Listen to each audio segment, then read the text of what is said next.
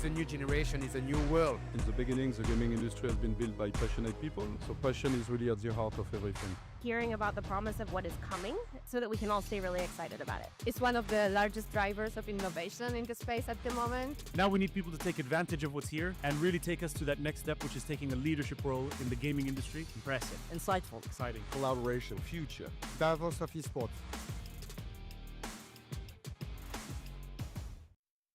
Welcome to the Esports World Cup.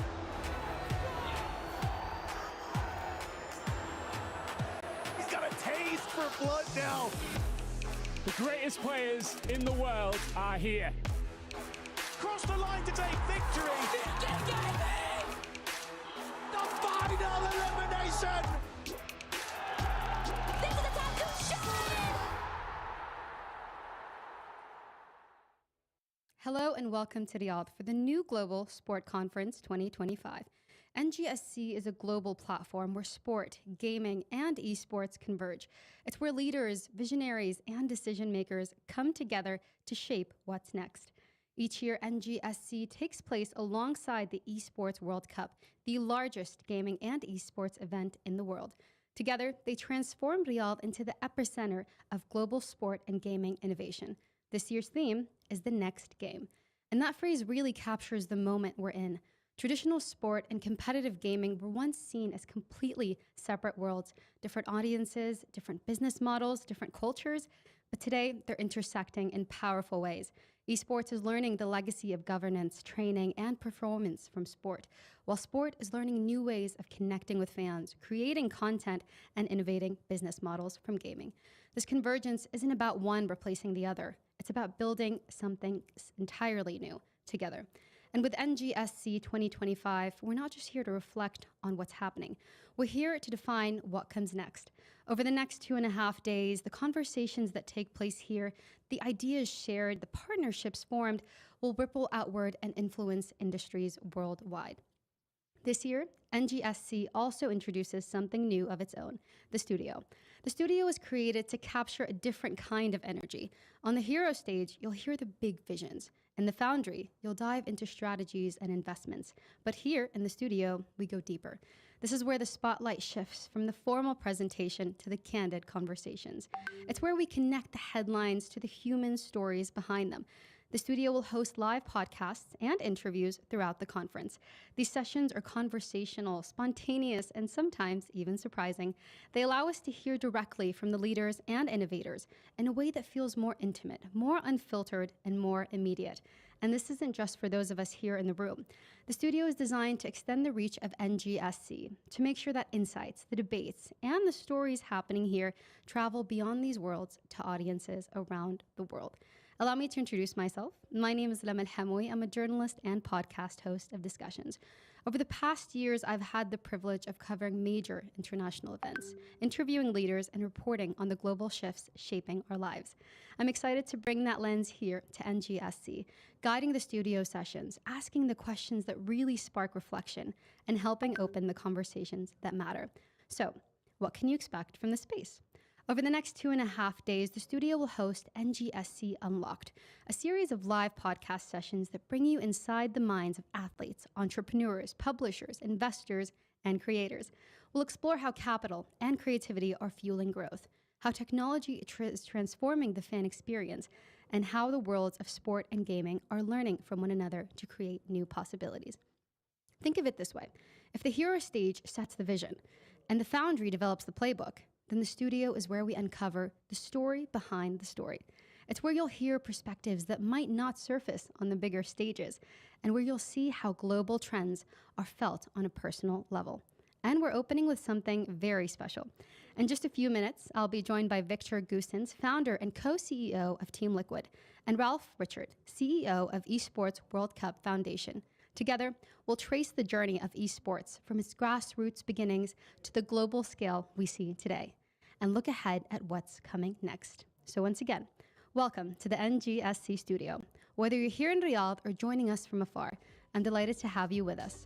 Let's get started.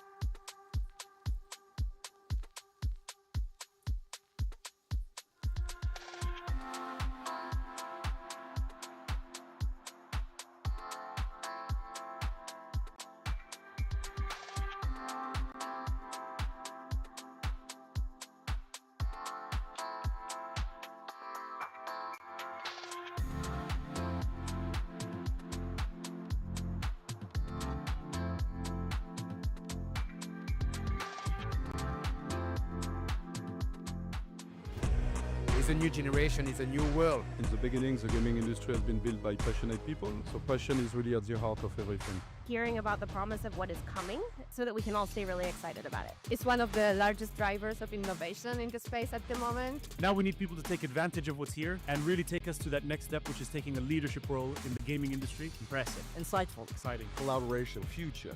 Davos of esports. It'll be fun. I think it's fine. Welcome to the NGSC Unlocked on the ground here in Riyadh. My name is Lama Al-Hamawi. I'm a journalist and the host of the Discussions podcast, and I will be your host on the NGSC studio. This is a live show, and it is the first live look at what's happening on the ground at NGSC. So everything you're seeing happening is in real time on your screens. In our first interview, we are looking at esports at scale. And this is live. We have a coffee delivery. No, come on. This is a live event, so we have coffee delivery coming on the ground. Thank you so much. Thank you. And waters. And we're rolling. Again, everything's happening live. But that's the fun of it. This is the fun of sports. So in our first interview, we are in store for a treat because we have two amazing guests with us today. So we're looking at the topic of esports at scale. Now, from legacy teams to global innovation. So everything you're seeing, again, is happening in real time. And like I said, this is the first look that people are going to have of what's happening at NGSC. So in our first interview, we are looking at esports at scale, from legacy teams to global innovation. And we're in store for a treat because we have two esports pioneers right here in front of me. They're going to be discussing sustaining legacy and driving innovation at scale in a rapidly evolving global ecosystem. To give you a better idea of their background and who they are, first, we have Victor Goossens. Now, Victor is the founder and co-CEO of Team Liquid, one of the world's most successful esports organizations. He's a former professional StarCraft player who transformed Team Liquid into a global powerhouse across competition, content, and fan engagement. With over 2 decades of experience, he brings unique insights into leadership, community trust, and the business of competitive gaming. Next, we have Ralf Reichert. Did I say it right? I was trying my German accent. I was trying. Ralf is the Chief Executive Officer of Esports World Cup Foundation, leading the world's largest esports and gaming event. Previously, he was the co-founder and CEO of ESL, where he scaled leagues, tournaments, and live events to global prominence. Now, he drives the foundation's missions to unite the ecosystem and establish esports as a sustainable cultural force. The session explores the evolution of esports from grassroots origins to global reach. On one side, we have Goossens, who built one of the most iconic organizations in competitive gaming. And then we have Reichert, who has this vision for elevating esports into the world stage through global events. That was a lengthy introduction, but gentlemen, thank you for being patient with me, and thank you for joining me on this podcast. Our pleasure. Did you write it yourself? Yes, I did. But we were having technical issues. Well done. And then we had a coffee delivery. So, alhamdulillah, everyone's hydrated, everyone's energized. We're good to go. So before I jump into this interview, I did some research on the two of you, a bit of stalking, I'd like to say. Ralf, I'll start with you if that's all right. I stalked your Twitter/X. Mm-hmm. So in your bio, it says you're a big fan of Minecraft and Lego Spider-Man. Yes. Do you still play actively? I do play, but neither Lego nor Spider-Man. What are you playing nowadays? It's actually a prank by someone which I simply let in. Someone you know as well, really? Michael Blischardt. So it's an ex-ESL employee who's actually involved on the Esports World Cup on the design side as well. He pranked this 10 years ago or something like this. And I just let it go because it didn't sound too bad. I play Clash Royale actually on a daily basis. So on a daily basis? Oh, yeah, awesome. It's every single day. And Dota whenever I have time. Okay, amazing. Victor, what are you playing nowadays? Nowadays I mostly watch. So we're playing in 20 different games, but my favorite games to watch are probably Counter-Strike, Dota. I'm from StarCraft, so StarCraft a little bit as well. Valorant, but most of my gaming time goes into watching our teams compete. Amazing. I'm playing Candy Crush. A bit different. It's fine. Different competitive grants. It's okay. That's funny. So we'll just jump into. So Victor, you have such a rich background. I mean, with Team Liquid, it's incredible what you've built. It's incredible what you created. So I want to jump into the topic of staying true when scaling up. Mm-hmm. So I want to ask you, how can teams, from an advice perspective, how can teams protect their identity and their culture, especially when they're expanding globally? I mean, it's a great question. And so Liquid has existed for 25 years, of which 15 years as a professional organization. And I remember getting a similar question in some interview a while back. And I feel like in esports development, especially as more capital has come in and more investment has come in, there's really two major mistakes that I think organizations were making. One is investors feel like, okay, we're going to build an organization or we're going to buy an organization and we're going to replace a endemic CEO with a sports CEO. And in a case like that, that individual will not understand the culture of esports, the values of the community. They bring some knowledge from sports, but it's very difficult to just implement that in a different space. The other example is actually esports CEOs that feel like they already know it all and they don't need outside help and external help. And both of those paths, they don't really work very well, right? So in our case, as Team Liquid has grown, and so we have about, I think, 250 staff members now.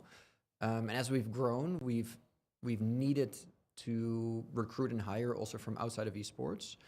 But you also need to be careful that it's never too much, right? Because if your dominant culture at your company becomes a culture of people that actually are not from the space or don't have appreciation for it, you're not going to make it. You're not going to be flexible enough, nimble enough. You're not going to have the passion to actually deliver like high quality products, for example.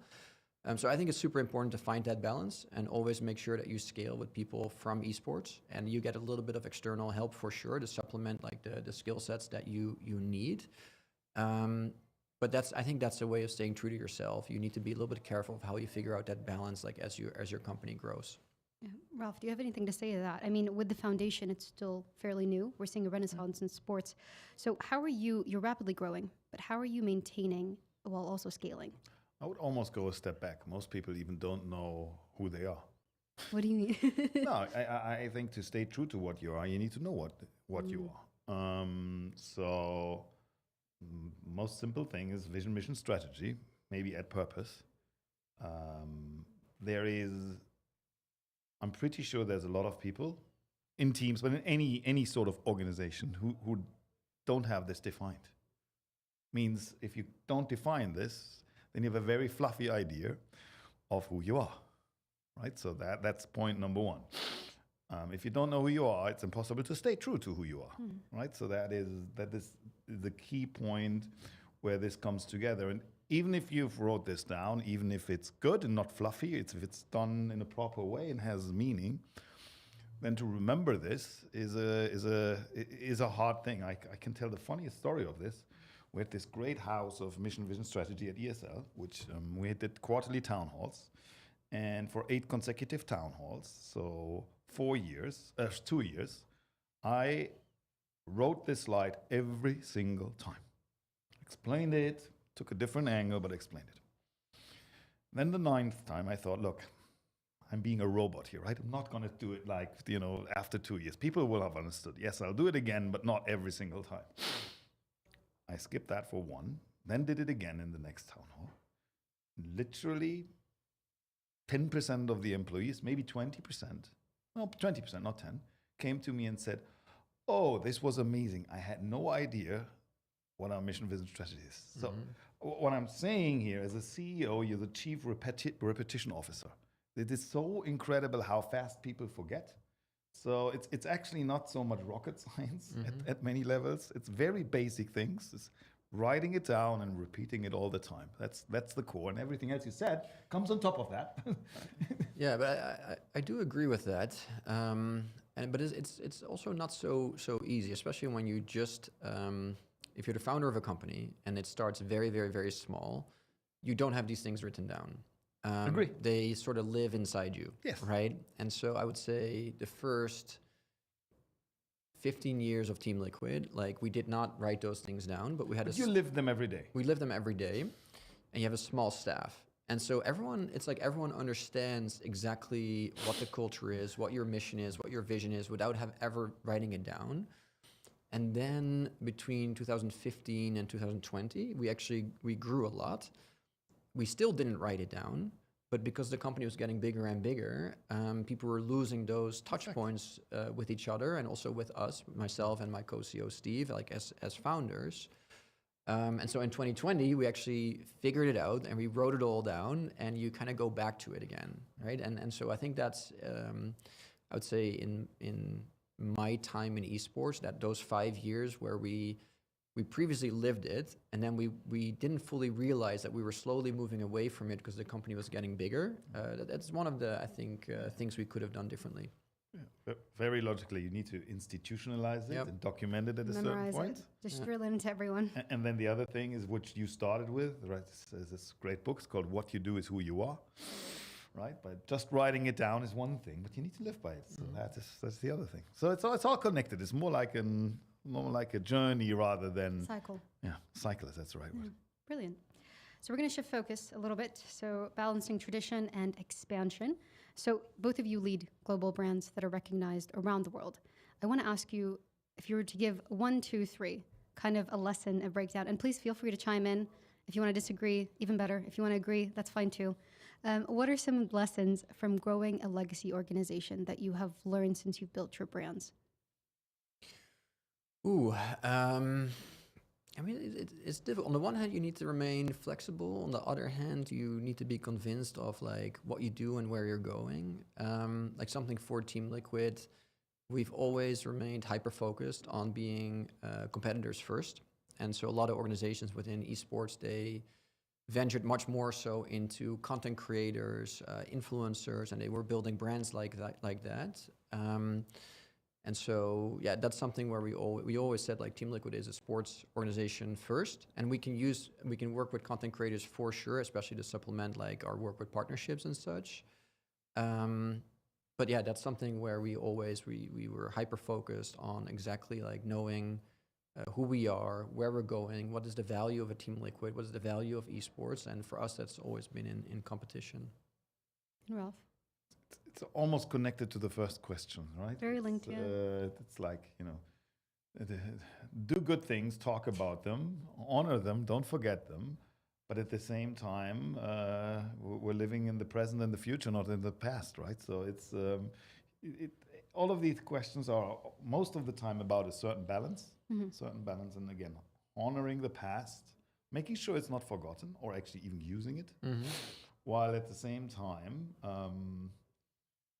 But I do think if you work in esports, you need to be willing to work evenings. You need to be willing to work weekends. You need to be willing to say, this week I work more because something unexpected happened. And if you set that expectation, and if you are upfront about it, and you get people who join, who they don't only say, oh, I can accept that, but some people actually like it, right? Like 10, 20% of this population, they enjoy that kind of environment. And so if you find those people, you will be able to adapt. You will be able to be flexible. You'll be able to change roles and change with the times. And so I think it's about the people that you recruit and being honest with them. That's good. So you're not overworking anyone. That's good. That's maybe at a like sometimes at some level I do feel like, for example, if you're leading a company, I do think you need to accept that you work a little bit more. That's valid. Yeah. And Ralph, what lessons? I mean, what does it take to lead? It's such a huge question, right? I'll throw in some buzzwords. Fun. Right? Leadership is not follow up; it means follow through. I think the other piece that you touched is, as a leader, you need to be completely optimistic when everyone else is pessimistic, and need to be very, very assertive when everyone else thinks it's all great, right? So you need to be ahead of the curve. You need to know what happens next, and these are exactly those situations.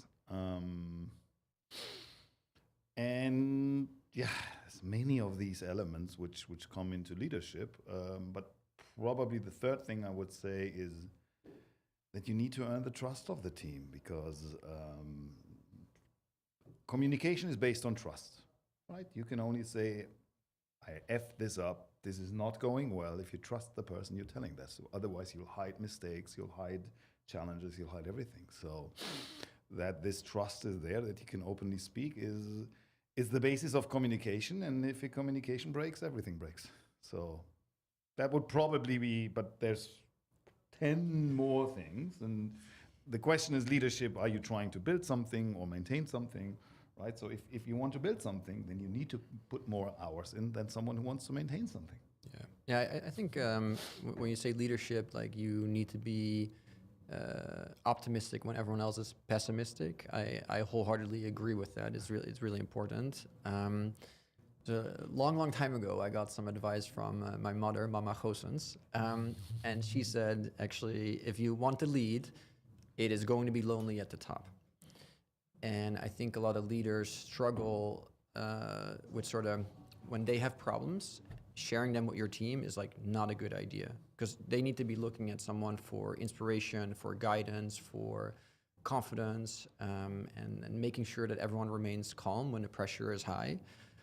So if you lead, actually, like you need to keep a lot of your personal problems like to yourself, and you need to resolve them in a different way somewhere else, and never like put them on your team. And the other way around is, of course, hopefully not true, where people can actually share their problems, and you do need to guide them through it, and you want to support them with it. And so I think that's a really big one. As a leader, you can't make your problems everyone else's, and you just have to solve them. That's great advice from your mama. What was her name? I'm just listening. I'll share her number after. I have a few questions follow up for her. Yeah. Ralph, I think you're seeing the questions. I feel like there's a reflection here because you're touching upon these keywords as we go. It's not. You're not? I swear. The next one's about trust, and you did it twice already. I'm like, is he seeing these questions? Because it's so important. It is, and they flow naturally. They're important topics, and again, I want this to be as beneficial for viewers out there. So I want to switch sides to the audience, to the fan base.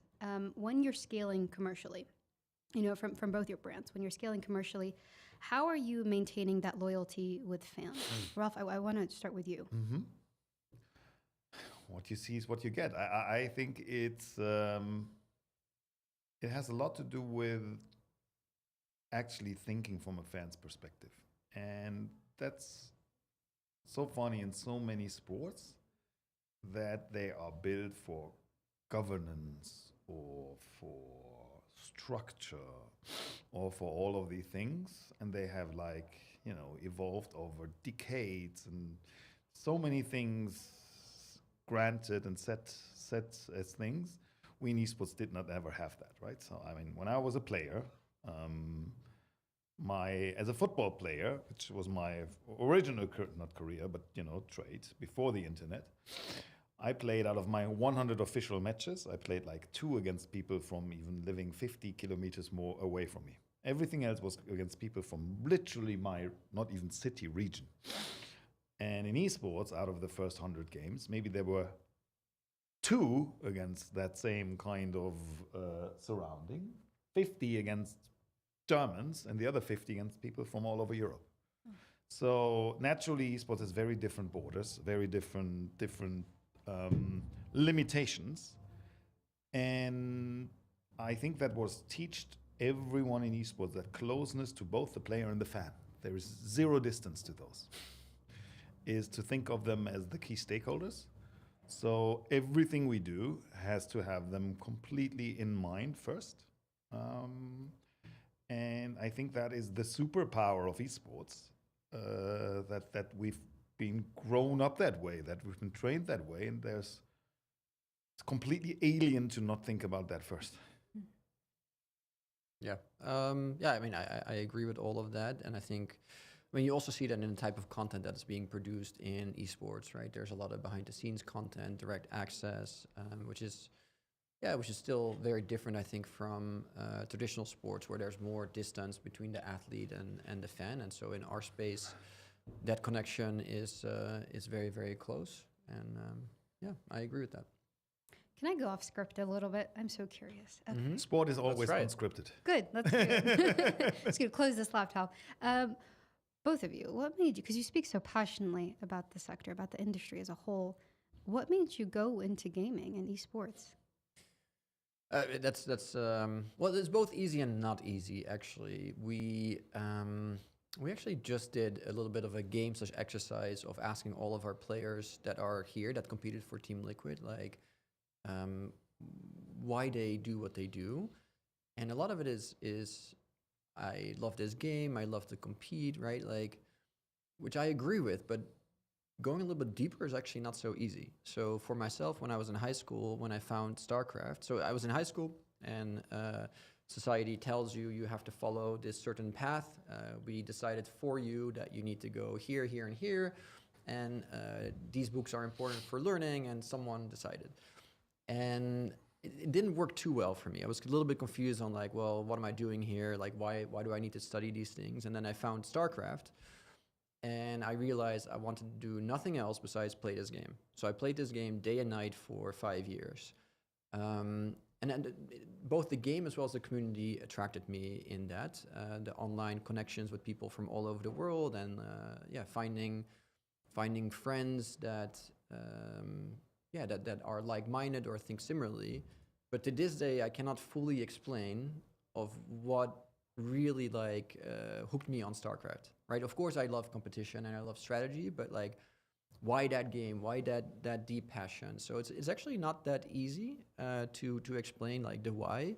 But from that moment on, after finding StarCraft and competing in the game, I lived in Korea for a while. I started Team Liquid, and to be honest, from that moment on, like it's just day by day. Like now, it looks a little bit like you went from there to here. But if you live it for like nearly 2 decades, it's all of these like tiny steps. So it just kind of happened. It's tough to answer, but it's a good summary. And at some point you look around and you're playing in stadiums and you have this global brand with fans and you wonder, how did I get here? But it's step by step. So why the name Team Liquid? I'm so interested. Yeah, I mean, all of these questions, like in context, I was, I think, 14 or 15 years old. So the name Team Liquid, I just thought it sounded cool. And that's there. It's not much deeper than that. You were 14, right? I think Liquid so, is cool, yeah. And Ralph, I mean, what made you so interested in the world of gaming? It's super simple. I liked to compete. My 2 brothers and me, who went into this, we competed in anything you can think about. It's like, bottle throwing to football, which was the core. And then we found this game, Quake, which was the first game you literally could compete on online at a certain scale. There was a community around it. There was all the things that the internet has were happening at that time, right? There was chat, IRC, internet relay chat. Probably have never. This is not my time. I know, but that was the early days of internet communication. Slack, this is basically an IRC chat for companies, and all of these things. So and I read a book about it. A lot of these things have to do with that you are there at a certain point in time when certain things come together. And this was it exactly for me. So I was there in 1996, 1997. There we competed, and we were good enough to become the best, right? So the competition was very, very small back then compared to today. Today, I wouldn't have the talent to compete at the top. Back in the days, there was much less players, so we could become the best. And it was fun, and winning is always more fun than losing. So we made it to the top and had a very good time and founded one of the first professional teams and had it multi-team, some of the things that weren't common back at the time. But then I finished college, and it was not enough to make a career as a club yet, right? There was not that infrastructure. So turned around and stumbled into those guys who wanted to build a gaming company and said, like, okay, I'm going to do the esports stuff. And that's how we built an infrastructure for these clubs and players to go from stigmatized to celebrated, to go from amateur to professional, and for the fans to go from a stream to a stadium. And that all took a long time and was a long process and was fun, painful, and everything else. But in hindsight, right, it's super logical and super simple, as you said. On the past, it's a lot of small decisions which actually, which what is the right word? They add up to kind of. Yeah, they add up. Yeah. They compound was the word I was looking for. Vocabulary. Yeah. But I think ultimately it all starts out with being competitors. I also Like I know there's a lot of people who are gamers in the world, right? They'll play new releases of games and single player and like this game and that game. For myself, I wouldn't describe myself as a gamer actually. I would describe myself as a competitor. So also when I found StarCraft, I played 0 other games for 5 years straight.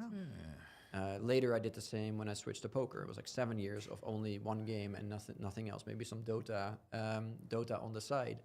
And yeah, to me, for me, what drives me is the competition. It did back then, and it does today. If you have the will to win, you will win. We should put you on posters. You just need to be all over posters. No, I've collected all these things. No, in memorized the conference, we're just going to put your face and quotes from this. Editors, if you're watching this, just pull quotes from what he said and his face, plaster them all over the conference tomorrow. I want to see it. Ralph, you said something interesting that I want to flag. And you admitted this, and I thought it was interesting you admitted this. You said it was much easier back then to be a competitive gamer. What does it take? Because I know for a fact there's a lot of gamers and competitors watching this stream right now. What does it take to be successful today? Oh, you only need to be better than 99.99999% of the other players. That's it. There you have it. Simple. Yeah, and mathematically, that's a very low chance to become the best. It's that simple. So you need to be very, very willing to achieve that. And if you do that and have some base talent, then you'll get there. But you know, there's whole stories about the best football players in the world, which all come down to, yes, they are very talented. They usually are not the most talented ones, but they had the biggest will to win, they had the biggest persistence, they had the highest resilience, they came back, they continued to train when everyone else was leaving the pitch. These are patterns that are universal, that you can read out there. They're not hidden, there are no secrets. Yep. Success is very much based on persistency. There goes another poster. Quick. Continue. I would say, like, if we're talking about players, yes, players competing in sports, I think to add to that is like to be extremely self-critical, right? So every time you lose, or even when you win, that you can look at your own performance and find all of these things to improve on. And I think most of society actually enjoys going through life not doing those things too often, not being self-critical too often. And these players, like on our teams that rise to the top, they are self-critical like 1,000 times per day. And that's not for all people. And that's actually pretty challenging. I think that's a really important quality to have. Otherwise, you will not reach this level unless every single moment of every single day you're thinking about how to get better. And to go full circle, same applies to leading a company. There we go. Posters. We're selling out posters. I do want to ask, I don't know if this is a pessimistic question, but you have to be self-critical. I understand that completely and I respect that. But is there a point where a gamer looks at themselves within and goes, okay, maybe I'm not good enough? What is that, measurement? How do you measure that? I assume it happens all the time. Yeah, all the time. Yeah. Compared to like other players, but how do you? I mean, Victor just said, right? It's being the best is a constant journey of learning. Mm-hmm. Learning is admitting defeat. We're selling out posters. We're just going to create a poster company. Right? You only can get better if you know that you've done something wrong. If you do everything right all the time, then there's very low chance for you to improve. So there's this is quotes. There was this amazing interview with Roger Federer of his stats of his career, right? And throughout all of his career, he only won 54% of the points he played. He was the best in the world for so many years. But the margin of him being the best in the world and something really average was like probably 2%. Mm-hmm. It's incredible. So this is for me mathematically like the best definition. And there are some stats as well, or not stats, psychological studies about these best players. What usually differentiates them from all the others is that every single time they play a point, it's the same for games, they think about this is the last thing they ever do and going to enjoy it. Like they completely blend out what happened before. They just think, this is the moment. I'm going to do this now. And as a tennis player, right, you need to do this, I don't know how many 100 times a match, right? And as an esports athlete, you need to do absolutely the same. Yeah, I would say so in general, I really like esports and the games that we participate in. I'm a big fan of sports in general as well.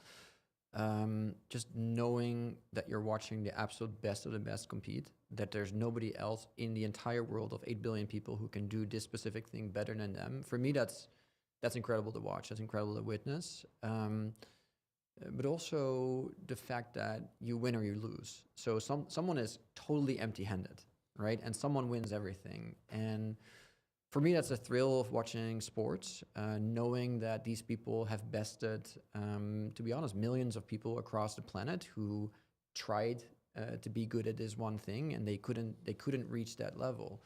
So that's to me what I admire and appreciate of sports. Of course, that means there's a lot of people failing below that level, and that's not unique to esports. That's in football, that is in basketball, that is in tennis. Like there's a lot of for people to be on top of these sports, others have to fail, and that is the reality, I think, of why maybe we don't want to speak about it, but that's why people love sports so much, because they know so many people tried. And when is the moment to realize or recognize that you're not going to make it? That's a little bit different for all people. Generally speaking, if you are not going to make it, I hope you realize it sooner rather than later. And to add to that, right, that's why the best start is to be passionate about it, enjoy it, because the result might be that you're one of the best. If your only motivation is to be one of the best and you don't enjoy it, then it's probably a big waste of your time, because the probability to become the best is very low. But if you enjoy that journey, then it's worth it by itself. Yeah, I would say vast majority of the Team Liquid players, they did not set out by saying, I want to play at that event or for that team or in that stadium. They just enjoyed the game. They played it a lot, and they realized they were just getting better and better and better. They started to beat their friends. They were moving up through the ranks. Some ambition in them, right? They have like personal drive. They have a personal Yeah. drive to get better. So their ambition is to be great at something, but it's not to do this thing. No, Yeah. and then at some point you get there and you join a team and you make it work. Makes sense. Amazing. It got a bit dark there, so I'll go back to the script. Let's just do that. But that was really interesting. I can hear the producers saying, "Never make it positive. Make it positive." Okay, so we'll jump back into the script, but that was really interesting, honestly. Let's talk about the future. And when we think of the future, we have to look into AI. So how is AI going to be impacting the gaming sector? I'll start with you, Ralph. AI is such a big thing. It's going to be impacting almost everything. Gaming, it starts with the games itself, right? So I think a big part of the growth of gaming in the last 25 years has been on the one side that the devices you can game on became easier to access, right? I mean, 30 years ago, a computer was $10,000. Now a mobile phone is $200 and is, infinitely more powerful than that gaming PC was back there. So what's on the device side, there was going to be a huge productivity lift on technology overall, so things will get much cheaper to produce in terms of what you can play on. Number two, software development is an expensive trade. Just in the last, if you look at the game release lists on Steam, I think last year there were like 30,000 games released. 30,000. 20 years ago, there were maybe 300 games released or something like this, right? So the production of content gets through software, through advancement, and AI will leapfrog this again, cheaper and cheaper and cheaper, and easier and easier and easier. So more opportunities to play will be there, and it's going to actually be compounded again through cheaper devices and more software, end up in more usage. That's how the world always works. That's the enablers. That's what lowers the barrier. That's what democratizes gaming more from where we are. The negative piece is, and we know this from chess, the computer is better at every game that's out there. So making sure that you actually play human versus a computer is a problem that is only partly solved, and that is the downside of it. That is the thing to address. Do you ever predict that we might have a match like AI versus human? I mean, there's no point. AI look, this has to happen. I think 20 years ago it was solved for chess, which is a very finite game. But for Dota it was 6-7 years or something like this. Yeah, Dota was never fully solved because they only did it with 20 heroes or something. But in the end, if you focus AI enough, the computing power enough, like it's gonna beat any human. But that topic, I think, is not really an issue for esports, and I think chess is such a great example. Yes, AI beat humans, but that's not what we want to watch. Yeah. We want to watch humans against humans. You don't watch Alpha versus Beta. No, maybe one time for the novelty factor. 20 years ago is very interesting, but then it quickly stops. But AI in esports, it will have major. It will play a major role in terms of practice, right? So the chess players that are great today, a lot of them practice with AI, and they learn from the moves that AI makes. They review their own moves against what AI would have done, right? And so they become better like human players by using AI to practice. And we actually do something similar in Dota ourselves. We work with SAP, the German software company. And so we have a database of over 10,000 Dota games. And basically AI is working on those games, and we can ask questions and strategies and like what kind of wards are being placed, how many of them, how's the farming or the gold going. And so you can use AI to actually learn about your own practice and your matches, and then you can play better the next time. So I think in esports, that's how it'll develop as a role for organizations like Team Liquid, and it'll be very important. And I think on the general gaming side, I think AI would, like, let's say you have an open world or single player game, I think AI will play a massive role in terms of like what you interact with, right? So if humans need to write everything, then maybe you're going to see similar voice lines. But AI can just creatively think of new voice lines all the time and create new characters that you can interact with. So I think it'll be big there. The one thing I'm not sure is whether or not AI is truly going to be creating games creatively, right? So for example, when it comes to books, let's say Lord of the Rings or Game of Thrones, if those are written by AI, I am actually not sure if humans would be interested in that story. I think knowing that a human wrote them makes them more appealing. And so I wonder what happens in the core storylines of games, whether human creativity will always take a role above AI, for example. But that it plays a big role, yeah, it's undoubtedly the case. Let's shift focus to the global stage. I mean, we're seeing esports becoming mainstream, day by day. But I want to ask you both, starting with Ralph, what are the major challenges and opportunities that you're seeing in making esports mainstream globally? It's a few things. I mean, first, it's what does it mean it become mainstream, right? And there's for me two kind of ways to look at it. One is that it's picked up beyond its core interest group and in terms of press and all that stuff, and they were making good progress, and scale is helping, and the generational change is helping, that every journalist is a gamer at this point in time. All of these things, the natural progression of it, becoming older, becoming of age, it gaining in scale, therefore gaining in cultural relevance, and so on and so forth, right? So that's topic number one, and the foundation is there to accelerate this. This is inevitably happening due to, again, this generational change, but I have the privilege to be able to, or have the privilege to have the job to make it quicker. And the Esports World Cup is our tool for that, at the foundation, right? So there's many, many tools and many, many people working together, from players, clubs, publishers, and other tournament organizers and so on as well.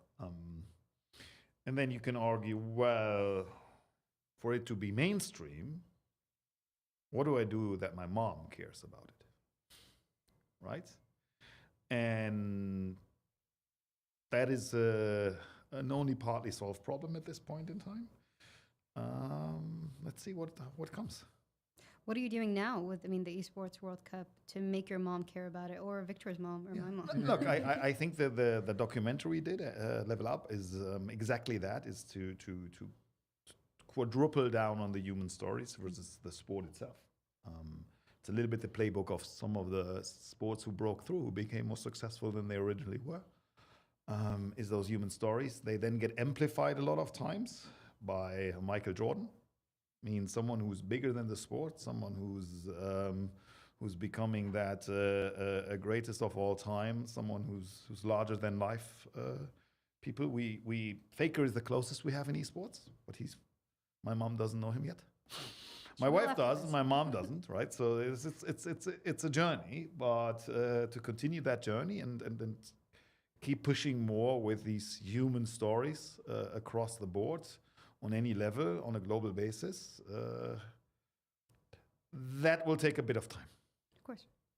Victor, mainstream. But we have time. 100%. We have time, and of course there's things you can do to speed up like its mainstream appeal. It can depend on which games you're displaying at your tournament. It can mean working with musical superstars and involving them in games, or like athletes, and there's ways to make it more mainstream. But I think at its core, I think gaming and esports is a cultural change, right? And people just love to play games, and anything that we love to do, we also love to watch people compete in. And so with every next generation that's growing up, kids are playing games. They will be watching people that they admire. That means that, and at the older age group, actually, we are noticing that, at least for Team Liquid fans, people continue to watch, right? So like 20 years ago, there was this idea that gaming was for teenagers. But as those teenagers grew up, it became for people that were in their 20s. And when they grew up, it was for people who were in their 30s.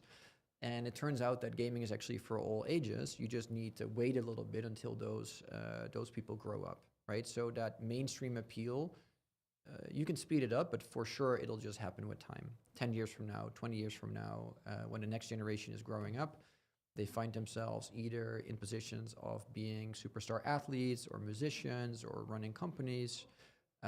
It will be mainstream over time. But I'm older than Victor, so I don't have this patience. Fair enough. I'm getting the signal we need to wrap up soon. But I want to just jump on the topic of Victor, what you said, because I think you're kind of reading off of my laptop. I'm convinced this laptop is transparent. It is. But you did a good job. What does the future outlook look like if you had to summarize it for esports?